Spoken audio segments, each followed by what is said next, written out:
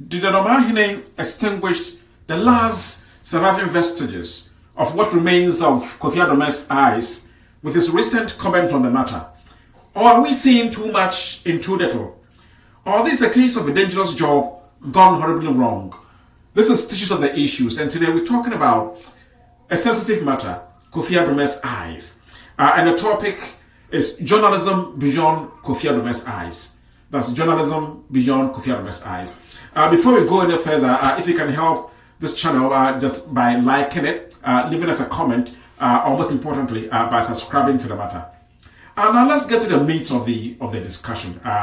The background to the story, as we do know, is that sometime in December last year, the Doma Traditional Council invited the ABN, Angel Broadcasting Network, owners of Angel FM and Angel TV, to come give coverage to their festival, the Coffee Festival, and also the 25th anniversary of the installation of the Domahine, Osiageyo Osajefo Nana Agnambadu II. And so the ABN network dispatched Kofi Adoma and others to go cover the story. Of course, Kofi Adoma is also the owner of Kofi TV. And so while covering the story, it's reported that Kofi was shot in the eye directly, by one of these bodyguards to the chief. Usually during festivals, we have these antics as part of the masquerade displays. Shot Kofi in the eye, and if you watch the clip, it was quite direct in the man's eye, and so the impact, we understand, was that severe that Kofi had to be transported quickly to a hospital in Brekum for immediate care, and it was also necessary to quickly whisk him to Accra, of course through Sunyani, where he was also seen again. And then, with help from sympathizers, including Ibrahim Mahama, the president's brother, Kofi was taken to Dubai for advanced medical care. And now Kofi is back in the country, but his eyes are still suffering, and he's in great pain. One eye is buried under plaster, and we understand that someone's going blind in that one eye, and the other eye also stands the risk of also not making it. So this is a serious matter of an astute journalist who has suffered this serious misadventure in the line of duty. And it's brought up a whole issues about journalism, the dangers in there, even issues about payment, and certain nuances that today we want to explore on this channel here. Now, Kofi is from Domahingro, and so he saw the assignment as a natural obligation, and indeed maybe a professional duty to go give coverage to what is actually his, right? So he owes allegiance to the Domahine. He's a subject to the Traditional Council. So to go give coverage to such an event, I'm sure he went in quite excited, right? And so that is where the issues are, that after the shooting and all that, he was expecting that since he was coming to cover a story, and indeed he sees he's from that region, he would have received some support from those who matter in the region, in this case, the Domahine. And the commentary going on is that he hasn't been seen to in that way. And so, the press conference, these were issues that were thrashed out. And so we want to go a bit into the matter. But of course, recently, just about yesterday, the Domahine has come out with another comment that seems a bit too sensitive, and is going to perhaps open a new kind of worms really on the matter. He has said that he didn't, he doesn't hold guns, and he wasn't a person who shot. So I think people are saying, well, that was quite on the low side, right? The matter is still raging, and people are commenting, and so we were expecting that, coming in, from that angle, perhaps something more soothing, but that's what we got. So, but of course, the Mahine has promised to come and give, a proper substantive statement on the matter, in the future days. So that is where we are. Kofi is one of those few fantastic journalists that we know. Wherever the story breaks, trust Kofi to go cover it, from Axim to Balogatanga to Sunyani to everywhere. He would go in there with his microphone, get a detail. Where the traditional journalists won't go, you would trust Kofi to be there. And he does a fantastic job, right? His questions are spot on. His follow-up questions are fantastic. He does just an excellent job. So for this to happen to a colleague like that, it is quite regrettable. And I've always joked that, well, if I had not become a journalist, I would have volunteered to be an unknown reptile somewhere in the tropics, because, you know, we say Mercedes-Benz people, they say, well, there's Mercedes-Benz and then all other cars. Same thing we say, there's journalism and all other professions. So it's a trade that once you get in there, you know what it means. It feels good to do a story. You slap your byline on the story. You look at the masthead and you feel satisfied that, well, you've communicated something fantastic, right? And these stories sometimes issue from your soul. And you know, there's nothing can pay for that, right? So, but of course, the business, as you do know today, is suffering. How many papers are printed today? If you go to private papers, you will know circulating figures are so low, and of course we have issues about standards and all that. So there's a whole lot to talk about journalism, right?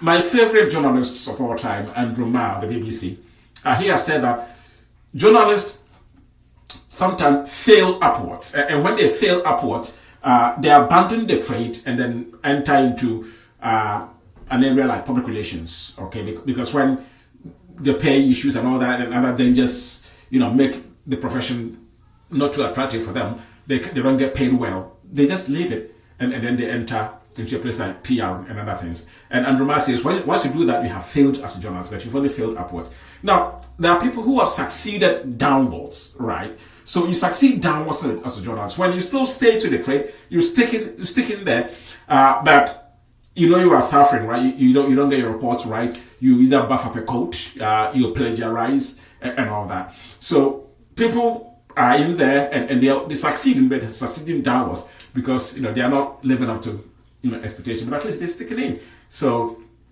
those are it. But there's also those in the class of Kofi Adoma, right? Those who do a great job, and you see that this is where we have professional standards, you know, living up to professional standards. And so we can always count people like that. And, you know, when some of us were getting in, we were, you know, enamored by the craft, you know, of people like Kwesi Chiano, people like Kwesi Pratt, Kweku Bako, Heronata, all these trailblazers who literally, you know, put on their torch as a torchbearer and they show us the way for us to come in. So we can always be proud of the trade, because we have giants like that in the trade who have lived up to expectation and done a great job. And Kofi, I'm sure, has left footprints of excellence as far as his reporting is concerned. If he traces roots from Bericom right there to Hot FM to Fox FM and all that, through to Adom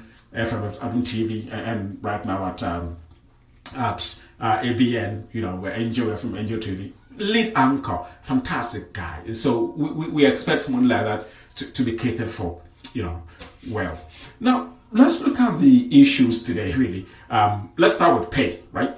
There are people who have been behind the consoles at the FM stations for 3-4 years and they've never been paid a penny. Okay, because the proprietor feels that once he's procured the equipment and you come in to sit and talk, you also marketing yourself somehow. And so he feels that is payment enough for you. So some don't get paid at all. So but they go in and come and, you know, once in a while someone will give you a little tip here and there, and that's how they survive. It's quite painful. Compare that to, say, a little store girl, right, who has been contracted to man a provision store, right? They sell in the supermarket. You know, let's say a school dropout, 17-year-old girl, and then she sits as a store girl. She gets paid for that. Every month she will take a pay. And she can even sometimes help herself to a packet of sugar or so a tin of milk. You know, but if you're a journalist, sometimes you are deemed that you're not selling anything, and people feel that what you are selling they can get for free. So why should they pay you? And so you go through the month and you don't get much. And to do a story is a painful undertaking, right? To put pieces together, do your your inverted pyramid, get your lead, get your headline, do the body of the story until you get to the core. It's not you're telling the story accurately, but also quickly. Yeah, you're living up to the standards. So you would expect that people in this area are compensated handsomely, but the reverse is actually the case. There are a lot of hazards in there, but when you fall in the way that Kofi has fallen, with standing, at a place where he could actually lose his eyes, then you see that, when we talk of professional hazards, these are indeed hazardous moments for Kofi. And some of us who know his craft and who are also in the trade with him, we are also affected because this is a colleague who's going down. And at the moment, we've set up a GoFundMe account, so we are encouraging people to donate, right, or call the phone number on Kofi TV. They have a channel. You could also make a contribution there. So these are serious issues that we're talking about here. But there are also a few more terrible things that we need to also look at in terms of, say, the standards of journalism today. Not quite long ago, I think we heard issues about another journalist in a good station. I can't mention names, and we heard the chairman of the executive secretary of the media commission, George Sapon, my big senior at the School of Communication Studies years ago in Accra. He came out, with some issues that were quite concerning. That if you look at the board members, on the board of that organization, and how they will sit down for, some kind of an individual to literally disparage people, use a morning show to trade insult, and it's a bit, it gets the standards to go quite low for us, right? Because, come around here and people are doing things quite great. And so when a morning show is an important thing, I remember when I was in England, I used to listen to, Radio 4, a quality discussion, right? And we have quality people in Ghana too. We have some fantastic journalists in there, right? I know we can do a better job. The standards at this point are a bit adequate, for the profession where we are, but we can always lift up the game and do a much better job. So we are still on Kofi's matter. Kofi is from Brungahafo region. Incidentally, I'm also, a half of me is from Brungahafo, and so I can relate to the story. I can relate to the story very, very well. My mom is from Domahinkro, so I'm also a Bono indigen, right? And there are some issues about the whole Bono and Ashanti situation, which I think we must try to contain. It looks like it's only a funny game on social media, but look, there are dangerous antecedents in there, and we must quickly arrest those things before they explode, right? There shouldn't be like there's a rivalry between Ashantis and Bono people. I don't see it like that, okay?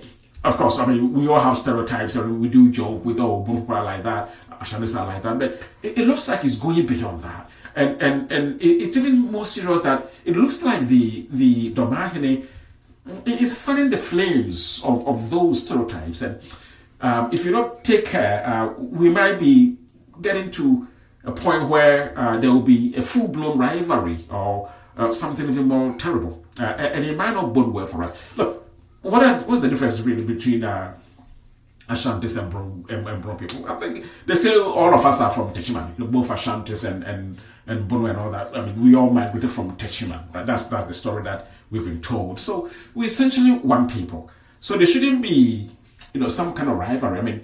When Kofi's story broke out at first, we understand that one of the chiefs in the Bono area, he wanted the story not to come out, because if it does come out, then his concern is that the Ashantis would now, pick it up and turn up something that's. But why should that concern actually, arise, right? So those are the things. But I think the Domahine, we love him. In a sense, he's my chief too, right? He's my chief. But you see, we have. When we talk of Asantehene, is the king or the more or less the overlord of the Ashanti Ashanti society, the empire called Ashanti. So my thinking is that all the Ashanti, so if you are in Mampong or whatever in Carrier, or you all look after one individual, one supreme person called the Asante Hene, and they give him that respect, which is great. And I love the way the Ashantis love their chief, right? I mean, they literally deify him. It is great, right? If you come to Brungahafo, I don't know. The Domahene, is he also a Bonohene? Is that a thinking? I'm not too sure about that. I don't know these things very well, but I think Domahene is just the overlord of Doma, traditional area, okay, which does not extend to Sunyani or any other part. So it's Doma, because Sunyani also has their king or their chief, and so there isn't like a Bonohene, so to speak. I don't know. Maybe I would need some education, but in any case, I mean, whoever rises to be a chief or king is somebody who is so respected. So I think Ghanaians respect the Domahene just as they respect the Asante Hene, but of course we know where the pendulum will swing, right, in terms of who is who, right, in this area. So this has been this edition of your favorite channel, Tissues of the Issues. So we've been talking about Kofi Adoma's matter. It's still a sensitive matter, still ongoing. And we entreating the Doma Traditional Council to, I think, be a bit more considerate, right, with the issues. I think we could do better with that, with the commentary, and still unifying issues. We are still one people, right? We shouldn't get it to play out into tribes and who is Ashanti and what the Ashanti hegemony means and issues like that. I don't think it would go for us. So before we do go, our verdict for this particular edition is that journalism. Years ago when we saw Christina Mampo, dodging under tables and chairs to cover a story, it was fun. We loved it. When you look at the Situation Room, the CNN, and you see Wolf Blazer, sticking out the issues, it's great. When you read an account by, say, Andrew Ma, fantastic. So it's a trait that some of us would die for. We love it. In our part of the Jordan, we still have great standards. We have fantastic people. My favorite journalist in Ghana, I won't mention names, but he used to be Evans Mensah. He's a great journalist. I love that individual. Nowadays, I'm looking at my namesake, Benjamin Akapo. He's also fantastic. So we have quality talent. Certainly, Kofi Adoma is a quality talent. I even love Captain Spice, quality talent. Kadachi Afrifa, quality talent. And then my hallmate, Power Mortuary. These are all good talents, right? We have quality material in there. We can always do better. So our verdict is that the standards are great. We can always do it better. And that perhaps should start with looking to the eye of Kofi Adoma so he doesn't go blind. So the support is needed. GoFundMe account is still active. Let's all see to our brother. I hear there's still one more surgery to do in Dubai soon. And so let's all support our brother. And the trade is still what we have. This has been Tissues of the Issues of the channel. Before we do go, if you can help this channel by clicking the button for notification and also liking the comment or give us a comment and also most importantly subscribe. So we come your way again next week with another exciting edition. Thank you.